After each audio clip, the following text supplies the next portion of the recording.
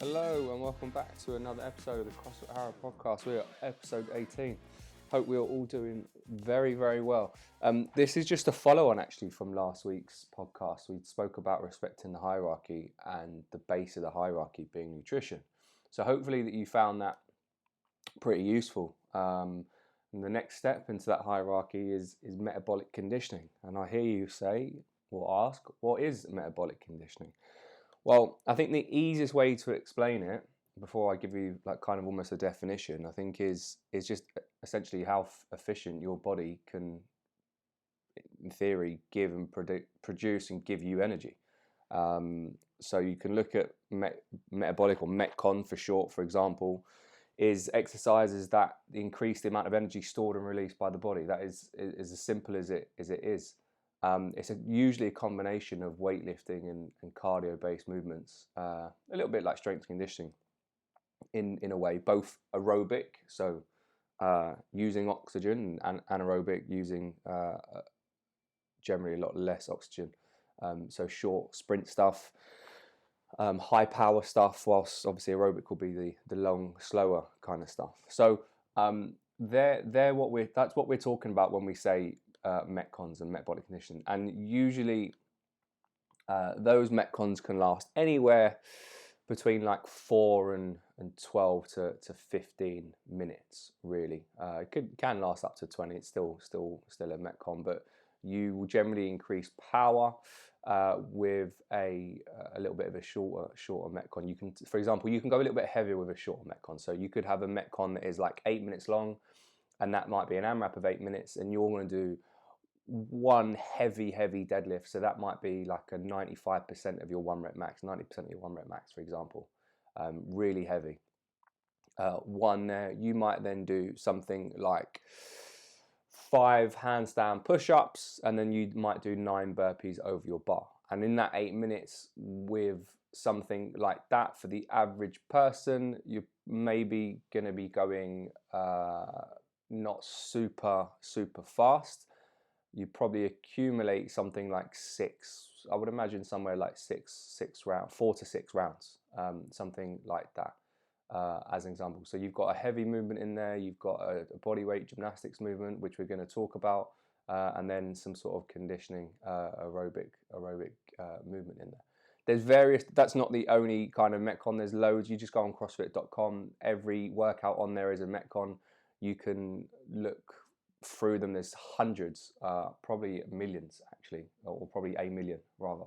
But the reason I want to talk to you about these metcons is because it's this next, as I said, the next part of the hierarchy. And in order for you to get very good at fitness, let's say, especially with CrossFit, and be very good at it, it's being able to be in that metcon zone and work out effectively and efficiently. And I think the biggest thing to take away from this, I think, if you're open to it, is that as weightlifters or CrossFitters, and gym goers, we just get so obsessed with the amount of weight that we can put on and the fastest we can do something. So the clock goes 3, 2, 1. It's just boom, go. But actually, why can't it be, or why isn't it? And it should be. How efficient can I make this? Because I'm going to then be able to go faster the more efficient I become. So kind of the way that I can describe this to you is, if, you know, for those of you who've, I don't know, into your cars, I don't know if there's any other products that we could maybe talk about. When you go buy a car, one of the things that you think about is the fuel efficiency. How expensive is it going to be for you to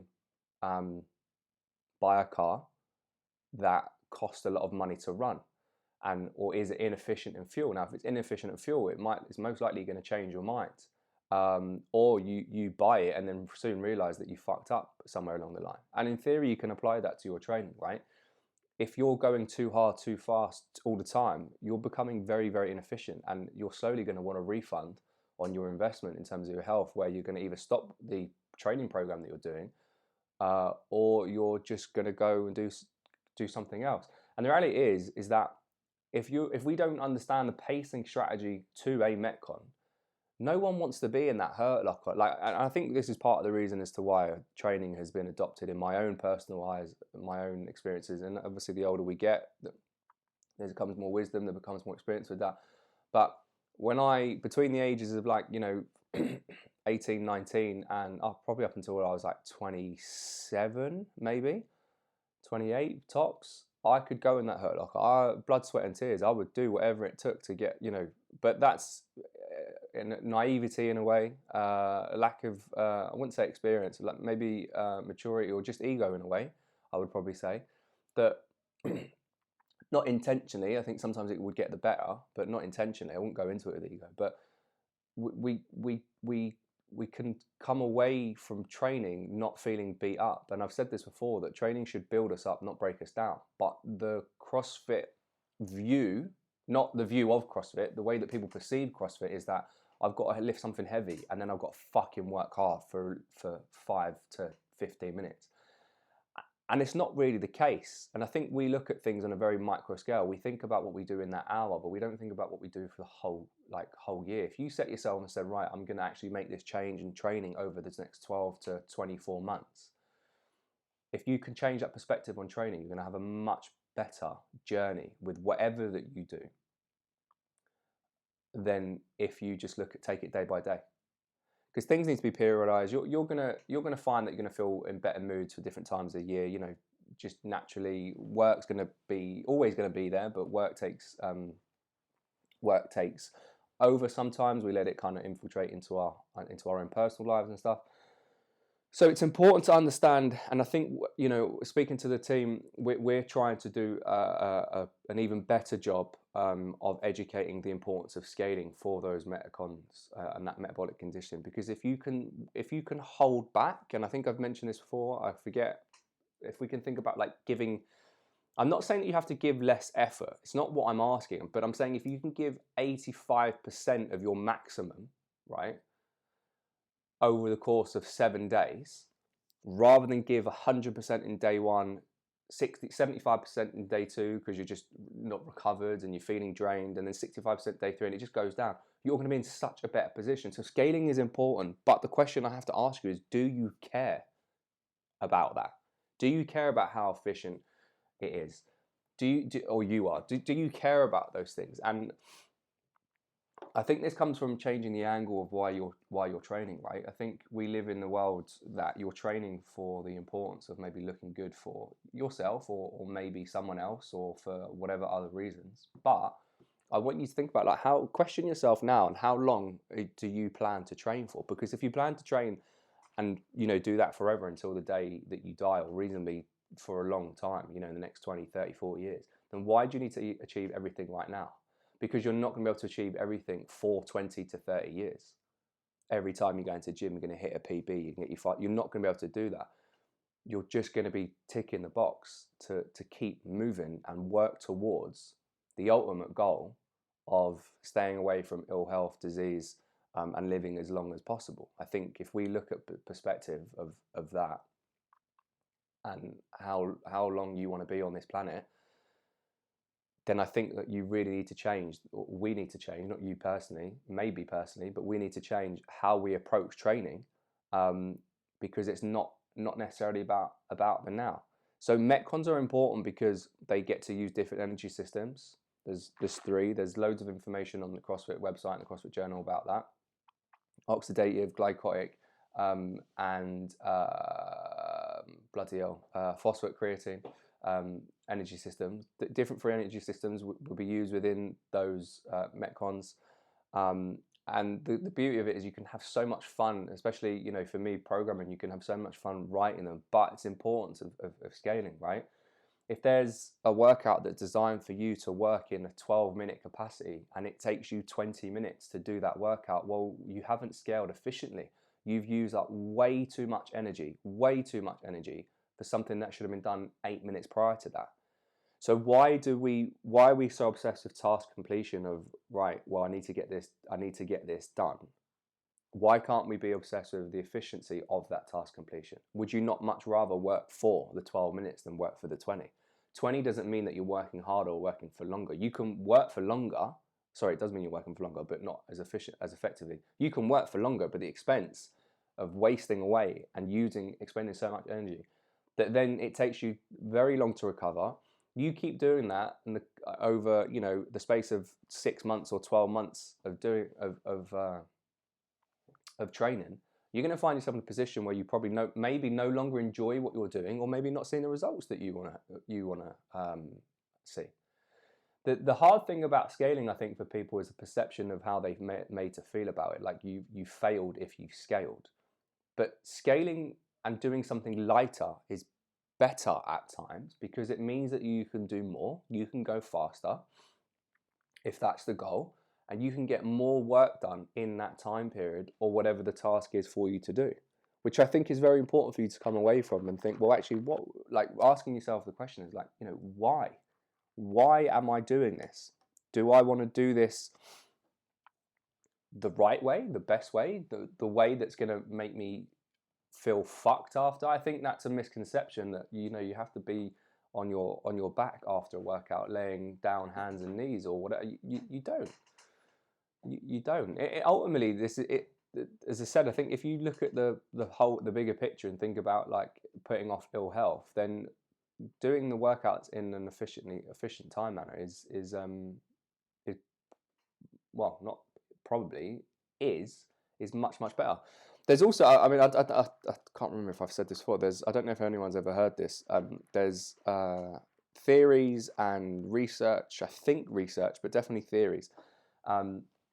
Of our heart has only got a certain, and this is scary when you think about this, our heart has only got a certain amount of beats. So would you not want to reserve, if that is the case, would you not want to reserve those beats for as long as possible and reserve energy and work as efficiently as possible? I keep using the same terminology, the same words, and he's increased my vocabulary.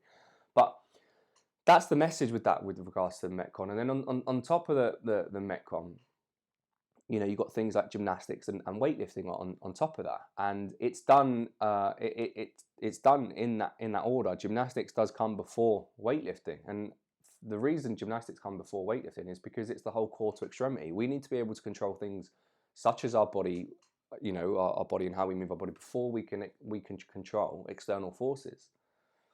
All these suggestions that I'm talking about in this podcast and last week was something that someone, a listener, had sent in for me to talk about. And I think it's fantastic. I think it's great because it gives me an opportunity to talk about new things in that sense that I haven't come up with.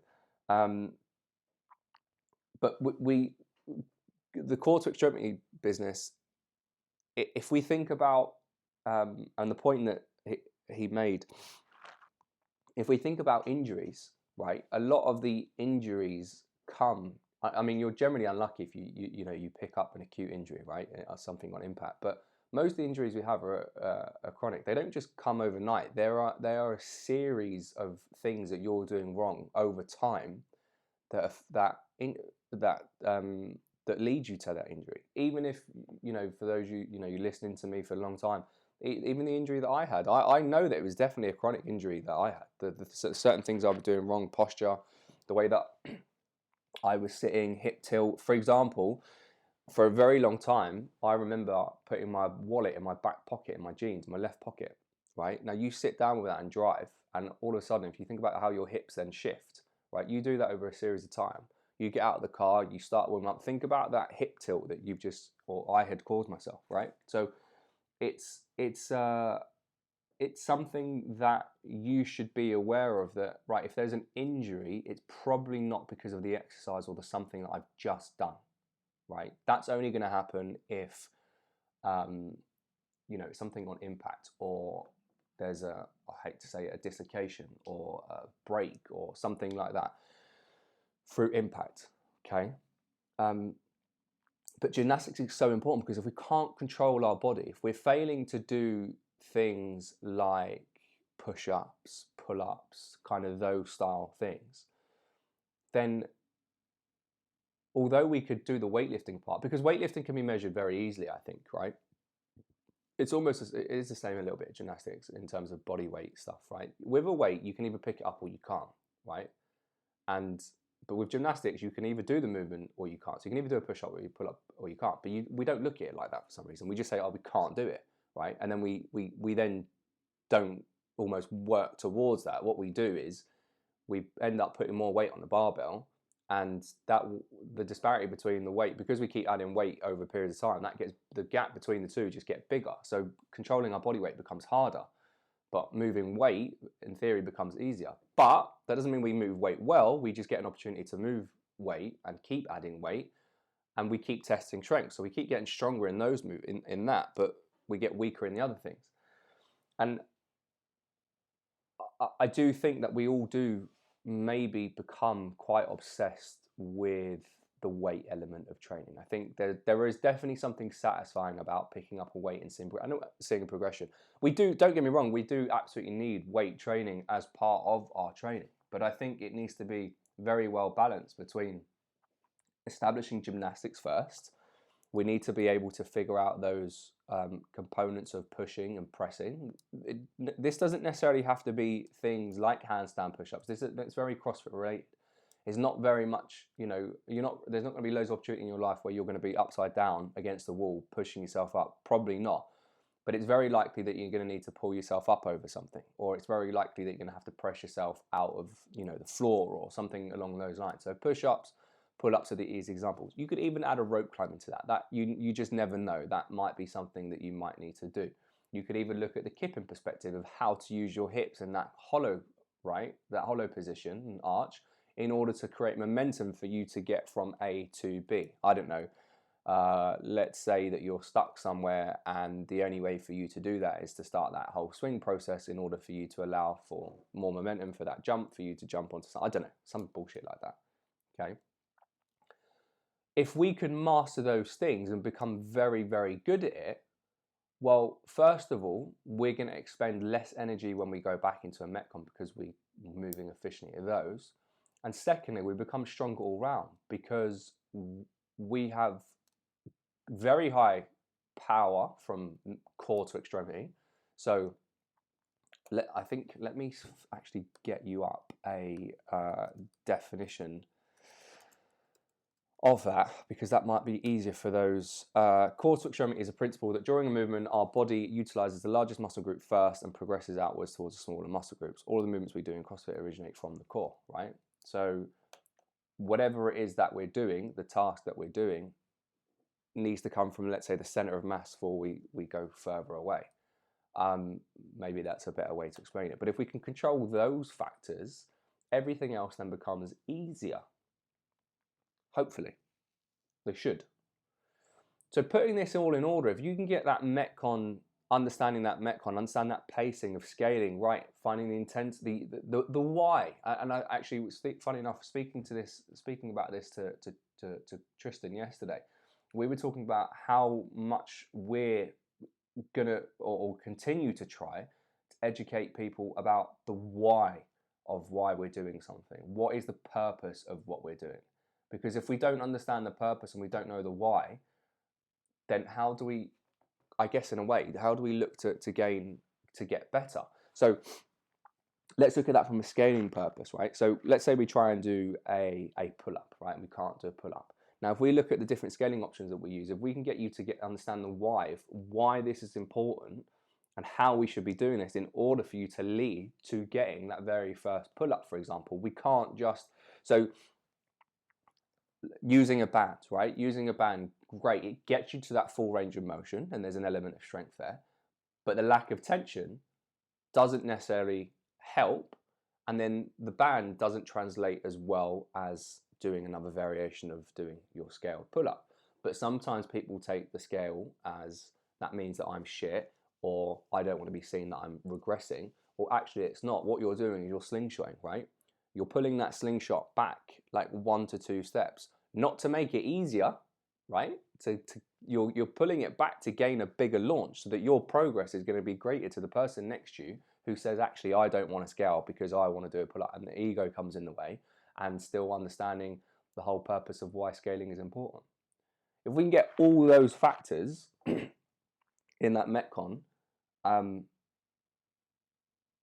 it aligns, right? Because the other consideration that we need to think about is also heart rate. If I had a penny for every time I said to someone, don't go out too hot, hold yourself, hold fire, and then I'll tell you when to go. Like, as in when you can put your foot down. If I had a penny for every time that someone done the complete opposite to that, I would be living a very different lifestyle than I would be now. It's so important that, and I think we become obsessed with this, and I never really think that this used to happen before. I don't know, maybe I was naive to it. I think before the CrossFit came along, where things were measured around distance, time, rounds and reps, etc. Before that happened, I think we were generally, you know, a little bit slower in moving. But as soon as we hear that 3, 2, 1, we just fucking all systems go, bang, bang, bang, bang. Now, I think part of the reason that we do that is because we see the people at the top doing that, right? But they don't always do that. And sometimes the reason that they do that is because they understand their body capabilities so well. There's so much data that they understand. They understand the zones that they're training in, they understand their output, they understand how quickly they can recover, they understand the variables that are part of that workout, the life around it, everything else. But listen, we are fucking normal people that are putting off ill health and death as opposed to trying to compete for money. So if we can make something more efficient, there's no blood on the line or no money on the line for us to win or lose. Every day's a win because we get to wake up and do something that we love. Sorry, I might just made some of you vomit in your mouth at me saying that. But if we can think about holding fire, right? So when that 3, 2, 1 clock goes and we need to work out for 12 to 15 minutes, working out to 12 to 15 minutes is not easy, right?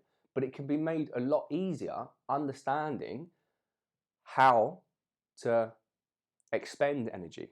Because I'm not saying that you have to start like a snail, but if you start slower where you get to increase your pace, that towards the end of those 12 to 15 minutes, you can speed up and you can start getting quicker with your times or with your movement, it's a different story. But if you start too fast and you go heart rate like 190, 200 beats per minute, for some of you that do get there, the 12 minutes is going to feel like half an hour. It's just going to zap you. It is just, you're going to get nothing done, and you're going to feel after. There's I think there's 2 ways, right? I think if you're quite aware, I say quite aware, if you have more awareness than others, you're going to realize that you fucked up. And if you don't, which is unfortunately quite a high percentage of the fitness population, if you don't, I think what generally tends to happen is people measure that as a great workout because they feel fucked, and that's just not it anymore. And if that's you, that's cool. If that's what you want to do, you want to go to any gym, whether it be CrossFit Harrow, CrossFit blah blah blah, CrossFit whoever, or any other gym, and you want to move it, you want to go into that gym and you want to just smash out a 30-minute workout, or 15-minute strength piece and a 15-minute, however you want to do it, and you just want to get in there and feel fucked. Fair play to you. That's what you want to do, right? However, I would say that if you're going somewhere that you're paying to be coached and going somewhere to be wanting to improve, then I think you should take the advice of generally most of the coaches that will give you the advice of like saying, hold on, slow down. And often a lot of us will look at as coaches as role models in terms of fitness, and so you should. It's a good role model to have. Most will set an example. And the example that they will go with is in those type of workouts, whether you see it for the open or you see them training and whatnot, they will show you that they are generally 9 times out of 10, they are doing the right thing and living by their own ethos. There is a catch to that though. There is a catch. You will also sometimes on the flip side see to that someone who is accustomed and to themselves of training, multiple hours per day where they have a lot more volume, where the intent is sometimes to feel like you've got nothing left because they're wanting to compete for something. But we look at that thinking, I wish I could do that, but not understanding the steps that were done way before that. And I think we often see the tip of the iceberg and not the stuff underneath it, right? And I think it's perspective. It's what we see. We don't see that stuff. You don't see the stuff that goes behind the scenes, the amount of work that goes into it, whatever it is, whether it's someone, a business, whether it's starting a business, whether it's starting your fitness journey. There's a lot of work that goes on underneath the layers that you actually see that come out, right? So if you can if you can take that step back, and maybe for some people it would help seeing their heart rate, right? I think I'm by no way sponsored by Whoop, but I did tell you that and this is not a plug to them either, but I did tell you that I've reinvested into a Whoop band because I was struggling with high stress, energy, sleep, all those things. And I've been wearing this Whoop band for a little while. By the way, the ice baths are great, still on it, still doing it. But what I've managed to do with this Whoop, it will tell me obviously the amount of sleep, the recovery, which is important to me, but it will tell me my strain for the day. And the way that I look at that is essentially how ready I am to perform. So it will tell me on the day, based on the measurements that it gives me in terms of heart rate variability, heart rate, sleep, all those things, energy output, etc. It will tell me what my ideal strain is, right? And I can tell you since last Thursday, last Thursday, I have been under recovered because I've been quite stressed about obviously the gym. I wasn't keen on closing for the length of time that we did. Unfortunately, it was just one of those things that we had to do. It doesn't happen often, once in the blue moon, but we had to do it. It's quite stressful for me with all the things going on and also the impact that it has on others. It's a lot of weight on someone's shoulders. So today's the first day that I've actually gone back in the green, which means that recovered. But however, my strain, going back to the point of strain, is that within those days, because I'm under recovered, my bodies can only take take less strain, a certain amount.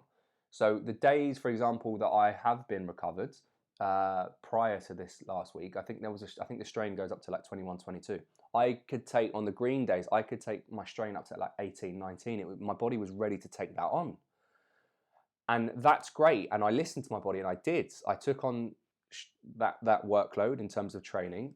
And it also measures by your daily output. It's not just training, right? But I was ready to take on a high strain day, which I did. Now, consequently, because of the stressful days I had, the body wasn't able to take as much strain as it was able to take. So rather than having like a strain of 18, it's saying that the most that you should really strain today is like 13.9, 14.1. And I've actually tried to listen to my body with that. So I haven't trained on particular days because of the high stress. Because what would happen then is I would never get out of that. Recovery would be low, strain would be low. So you just constantly never get out of that. You have to imagine training on top of that. You're just going to push that number down to zero. Or your body shuts down and there's an injury, ill health, whatever, right? The reason I'm telling you this is because if you're that person that is going hammer and tong all the time, you're not giving your body a chance to recover. Like, your body needs to recover and heal out of that training or just whatever it is that you're doing. And whether it be stress levels, stress doesn't have to come from external factors such as, work, friendships, relationships, blah, blah, blah, driving, whatever it might be. Stress also comes from training. Your body is put under stress when it trains. So having to think about you've got to give yourself that chance to recover and work within those zones. And maybe for some of us, if we looked at a heart rate monitor, we looked at knowing where our strain point was and that was optimum for our body, would that force us to slow down? As an example, I think a couple of weeks ago we had a team training day and I actually had this strain thing on the screen, and whilst I was training on my phone, and because what I was doing it. I felt I could do it faster, and I was actually well under control. But ideal scenario, my body was telling me that you can do this, but if you go slower, you're going to be able to do it for longer. Although I listened and I felt that I could have done it for longer, I took on the advice of what it was telling me, and I slowed down. I still done the same amount of work in that same time frame, kept my heart rate a little bit lower, and it meant that I could move around for 40 minutes without overexerting. Because you can work out for 40 minutes, right? But it's how efficient you work out for those 40 minutes. You can overexert in those 40 minutes and take a few more days to recover. Or you can work out in those 40 minutes and actually the next day you can do another 40 minutes or of high intensity or whatever it might be. I think it's about understanding how our body does focus, how it does react. And as I said, this is not a plug for Whoop or whatnot, but I do have a code if anyone wants. I'm joking. I do. But it's more of a case of understanding how your body can react and cope with the demands of life, right? It is difficult, but I want you to think and leave it on this note, okay? If you can sort out your mentality towards metcons and pacing is a good thing. You should pace, right? The boundary is set high, or the expectation is set high, let's say from CrossFit, because as a fitness or as a fitness brand and the competitive side, there's money on the line for those athletes to win. So they have to set that bar high in terms of like weights. But if, I've said this before, in a gym, if we set those weights lower, you know, for example, rather than the RX being 60-40, if we set that RX at 40-20, then we'd look at it in a completely different limelight, right? We'd be overachievers, but sometimes we think we're underachievers because of the expectations set by someone else. But anyway, if we done those things scaled and we took that step back, we looked at working out more efficiently. We prioritize movement over weight. We looked at core to extremity. We looked at improving our gymnastics and not adding loads of weight to our weightlifting. There's an element of getting stronger, yes, but there's a balance between the two, so the gap between weightlifting and gymnastics doesn't get bigger. The core to extremity stuff, the gymnastic stuff, is going to help reduce the risk of injury, as well as mobility, recovery, all those things. If we can do all those things and look at training from a different perspective of, we're not training for right now. Yes, we're training for the unknowable and different events that life might throw at us and different challenges. But ultimately, we are training to keep away from ill health, disease, and to put off death for as long as possible. I know that sounds really fucking crude, if that's the right word, but that's the reality, right? That is, we don't want a short life, or a life for, you know, where we're in ill health, where we're dependent on someone else, or we're not able to do certain things. We want to express ourselves through fitness, but we need to do that smartly.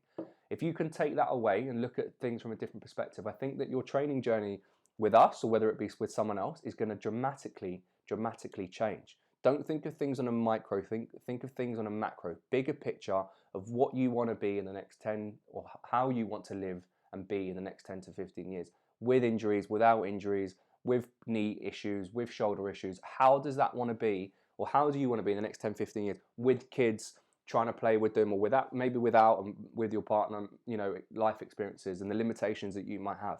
You're write your own story with that, and that's whether you're wanting to change it. That's up to you. So that's food for thought. But I hope you enjoyed that podcast, and we'll be back next week for another episode. See you soon.